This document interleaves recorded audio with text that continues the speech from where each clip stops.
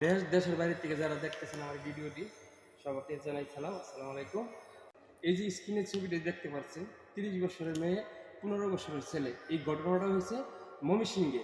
দেখেন, একটা পুরুষ বিয়ে করে বউ বাড়িতে রেখে সে যদি 2 বছর 3 বছর কষ্ট করে বিদেশ থাকতে পারে, তো কেন একজন স্ত্রী থাকতে পারবে না ধৈর্য ধরে? একটা মানুষ প্রবাস জীবনে যা কেন এত কষ্ট করে 2টা টাকা উপার্জন করে, কার জন্য করে? তার বউ বাচ্চার জন্য, ফ্যামিলির জন্য, যেন বউ ফ্যামিলিটা ভালো থাকে, বউ সংসারটা যেন সুন্দরভাবে চলে। এই জায়গায় একটা পুরুষ মানুষ এত কষ্ট করে, এই জায়গায় একটা মহিলা সে সেই ধৈর্যটা ধরে রাখতে পারে না।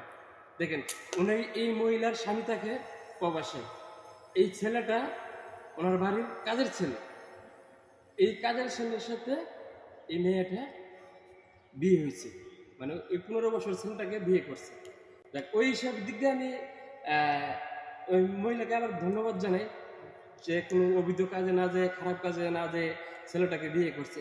আচ্ছা, বিয়ে করছে, এটা কোনো সমস্যা নেই, একজন মানুষ হইতে আছে, মেসিংয়ের বিষয় আছে। এই ছেলেটার সাথে কি মিসিং দেওয়া হয়? এই 30 বছরের মহিলা এই 15 বছরের ছেলেটার সাথে। তো আজকের এই ভিডিওটা শেয়ার করে দিবেন সবাই। আমার প্রবাসী ভাইরা এত কষ্ট করে প্রবাসে, আর আর এই প্রবাসী বউরা দেশে, সব প্রবাসী বউ না, কিছু কিছু প্রবাসী বউরা আসলে এরকম কাজ করে। বাইরে প্রবাসী যারা ভাই আমার বাইরে আছে, এদের মনে একটু কষ্ট লাগে।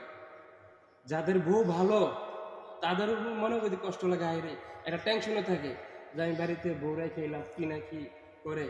তা আমি চাই আসলে এরকম ধরনের কাজ যেসব প্রবাসী ভাইদের বউরা দেশে আছে, অনুরোধ করে বলি, বন্ডেই এরকম করো না। তোমাদের স্বামীরা প্রবাস জীবনে বহুত কষ্ট করে 2 টাকা উপার্জন করে তোমাদের জন্য, তোমাদের সুখের জন্য। আজকে